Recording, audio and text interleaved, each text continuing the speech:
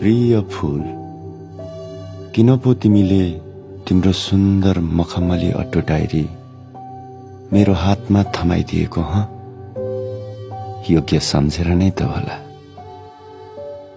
लु धेरै धेरै धन्यवाद छ है। म पो अलमलमा परे हो। शब्दहरू बग्दै बग्दै जाँदा तमोर नदी बन्लान्, अग्लिँदै जाँदा फक्ताङलुङ हिमाल बन्लान्। लु जे भए पनि भुलचुक माफ गर्दै पढ्नु ल। तिमी कस्तो कुरै नबुझ्ने सोझो छौ है धरनी।